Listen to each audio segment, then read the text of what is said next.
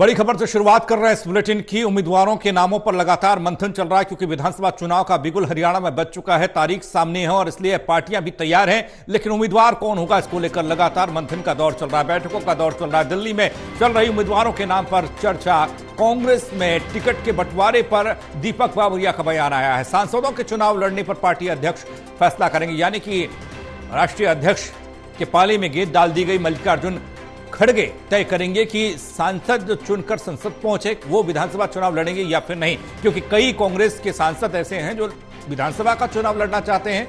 मौजूदा सांसदों को विधानसभा का टिकट नहीं दिया जाएगा। बड़ी खबर इस वक्त दिल्ली से कांग्रेस की तरफ से यह आती हुई कि उम्मीदवारों को लेकर मंथन चल रहा है। विधानसभा चुनाव में उम्मीदवारों को उतारना एक बड़ी चुनौती कांग्रेस के लिए है, क्योंकि कांग्रेस सत्ता में वापसी का दावा कर रही है। प्रदीप कुमार एसोसिएट एडिटर जुड़ रहे हैं हमारे साथ। प्रदीप, कांग्रेस का मंथन चल रहा है उम्मीदवारों को लेकर, चुनौती बड़ी भी है क्योंकि 10 साल हो चुके हैं सत्ता से बाहर हुए और सत्ता में आना है तो आपका उम्मीदवार बेहतर होना चाहिए बीजेपी के उम्मीदवारों से। क्या कुछ जानकारी निकलकर सामने आ रही है? देखिए पंकज, हरियाणा में चुनावी हलचल बढ़ी हुई है और इस बीच कांग्रेस में स्क्रीनिंग कमेटी में बैठकों के दौर जारी है। सिलसिलेवार लगातार बैठक चल रही है, अलग अलग व्यक्ति विशेष वरिष्ठ नेताओं को बुलाया जा रहा है। इस कड़ी में आज भी कई नेताओं ने मुलाकात की है और दीपेंद्र हुड्डा भी आज स्क्रीनिंग कमेटी के चेयरमैन अजय माकन से मिलने पहुंचे थे। स्क्रीनिंग कमेटी के बाकी सदस्य भी बताया जा रहा है कि मौजूद रही हैं। तो ऐसे में कांग्रेस वार रूम में चल रही इस बैठक में रणनीति बनाई जा रही है, छटनी की जा रही है उम्मीदवारों की। और इस बीच एक बड़ा बयान आया है दीपक बाबरिया जो प्रभारी हैं, जब उन्होंने इस मुलाकात के बाद स्क्रीनिंग कमेटी से हुई उसके बाद एक बड़ा बयान देकर स्थिति साफ कर दी कि मौजूदा जो सांसद हैं उनको, सिटिंग सांसदों को टिकट कांग्रेस नहीं देने वाली है। अगर किसी को टिकट मिलेगा तो उसके लिए पार्टी अध्यक्ष आलाकमान वो तय करेंगे। साथ ही उन्होंने ये भी कहा है कि लोकसभा और राज्यसभा के सांसद चुनाव में उम्मीदवारों के लिए प्रचार करेंगे। स्क्रीनिंग कमेटी द्वारा किसी सांसद को दावेदारी के लिए नहीं रखा जाएगा। यदि किसी सांसद को फिर भी चुनाव लड़ना है तो वो पार्टी के राष्ट्रीय अध्यक्ष से सीधे बात करेंगे, यानी अपनी दावेदारी वहाँ पेश करेंगे। तो ये जरूर एक बड़ा सवाल है कि मंजूरी मिलेगी या नहीं, क्योंकि हाल ही में लोकसभा चुनाव खत्म हुए हैं, 5 सीटें जीती हैं। इसके अलावा राज्यसभा में अगर देखें तो रणदीप सुरजेवाला राज्यसभा से इस वक्त आते हैं, उन पर तमाम निगाहें हैं कि क्या वो चुनाव लड़ेंगे या नहीं।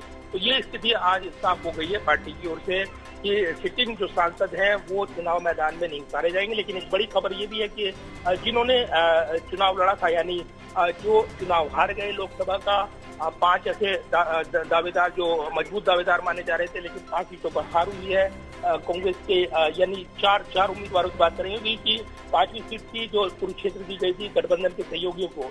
तो 4 सीटों पर बाकी जो चुनाव लड़े हैं वो विधानसभा चुनाव लड़ सकते हैं, इस तरह की जानकारी मिल रही है। इसके अलावा ये भी जानकारी मिल रही है कि करीब 15 से 20 नाम, सिंगल नाम, वो पैनल वो पार्टी ने तय कर लिया है। लगभग सोशल इंजीनियरिंग का फार्मूला वो लगा रहे हैं। इसके अलावा भी ये जानकारी मिल रही है कि जल्द ही जो इस हफ्ते स्क्रीनिंग कमेटी अपनी बैठकों के दौर पूरे कर लेगी, उसके बाद जल्द ही सीईसी की पहली बैठक बुलाई जाएगी ताकि जो सिंगल नाम तय हुए हैं उनको मंजूरी मिल जाएगी।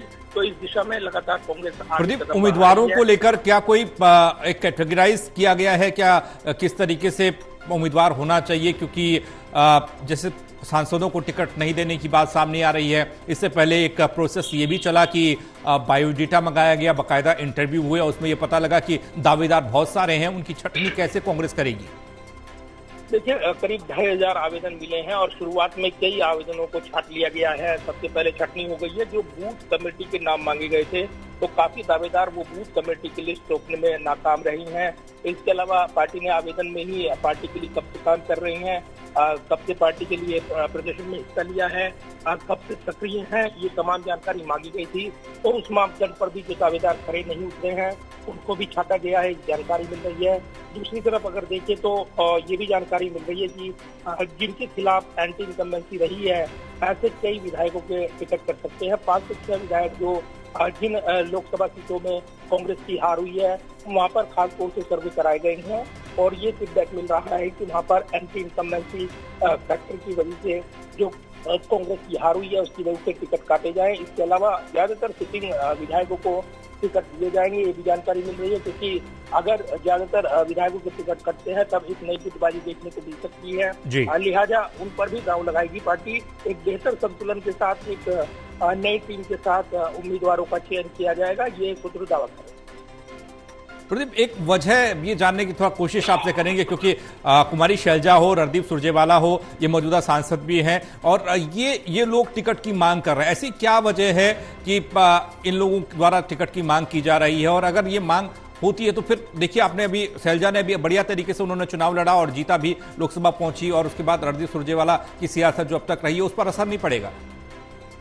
देखिए, जो यहाँ पर राजनीतिक तौर पर जो राजनीतिक जो आजमाइश दिख रही है वो मुख्य तौर पर कुमारी शैलजा और दीपेंद्र हुड्डा वो उनके बीच दिखाई दे रही है, क्योंकि इससे पहले उन्होंने यात्रा की शुरुआत की थी और जो लोकसभा चुनाव के दौरान भी उसका आशीर्वाद मिला। ये कुमारी शैलजा ने वहाँ पर सिरसा में जीत कर ये मैसेज भी दिया, लेकिन साथ ही उन्होंने ये भी कर दिया कि सामूहिक नेतृत्व में चुनाव लड़ा जाएगा, कोई सीएम केस नहीं होगा।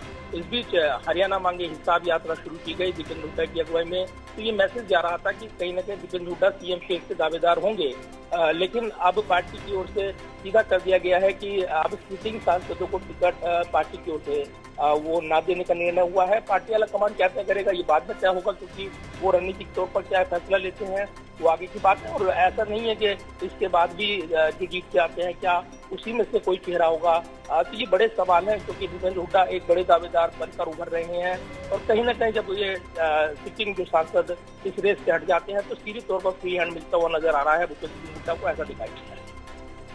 प्रदीप, सोशल इंजीनियरिंग का यहां पर फॉर्मूला तय किया जा रहा है, चाहे बीजेपी हो या फिर कांग्रेस, और इस बार लग रहा है कुछ जाट गैर जाट को लेकर ज्यादा हो हल्ला और दलित वोटर्स को लुभाने की कोशिश हो रही है, क्योंकि प्रदेश के मुख्यमंत्री भी जिस समुदाय से आते हैं, जिस समाज से आते हैं। क्या कांग्रेस में भी कुछ इस तरह की हलचल है कि किसको ज्यादा तवज्जो दी जाए? और खासकर मुख्यमंत्री फेस को लेकर कुमारी शैलजा का नाम तक सामने आ रहा था और प्रदेश अध्यक्ष उदयमान है, उनको लेकर भी बात चल रही है कि इस तरह से प्रोजेक्ट हो सकता है या इस तरह से चीजें देखने को मिल सकती हैं।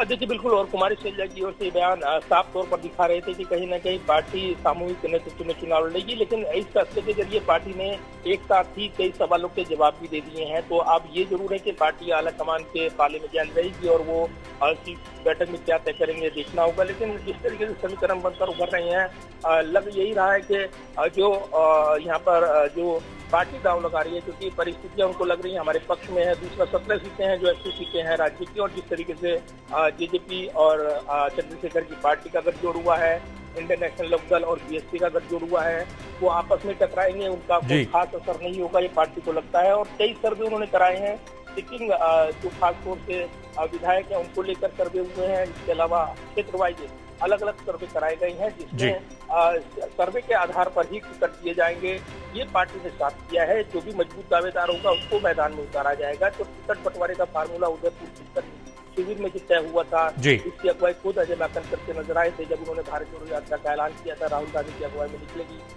तभी सोशल इंजीनियरिंग फार्मूला वो तय हो रहा था। अब ये आजमाया जाएगा, ये कहा जा रहा है, क्योंकि राहुल गांधी बार बार जाति जनगणना का जिक्र कर रहे हैं, अलग अलग मुद्दों का जिक्र कर रही हैं। तो ऐसे में अब हरियाणा के चुनाव में कई सोशल समीकरण, सोशल इंजीनियरिंग के फार्मूले वो देखने को मिल सकते हैं। नजर बनाए रखिएगा। प्रदीप, बहुत शुक्रिया आपका तमाम जानकारी के लिए। तो कांग्रेस की रणनीति बैठकों के जरिए तय हो रही है। उम्मीदवारों के बारे में कांग्रेस लगातार मंथन कर रही है, लेकिन प्रदेश प्रभारी दीपक बावरिया है, लगातार बैठक कर रहे हैं, मंथन कर रहे हैं और हर चीज को परख रहे हैं। उनका क्या कहना है, दीपेंद्र हुड्डा क्या कुछ कह रहे हैं बैठकों को लेकर, आपको दिखा रहे हैं। मेरी समझ में तो any parliamentary candidate parliament member has not shown any desire to contest any assembly election without permission of the party. How anybody can contest the election? Screening committee की बैठक, स्क्रीनिंग कमेटी ने मुझे समय दिया था, मैं स्क्रीनिंग कमेटी के समक्ष में आया था और स्क्रीनिंग कमेटी में जो होता है अमूमन वही हुआ।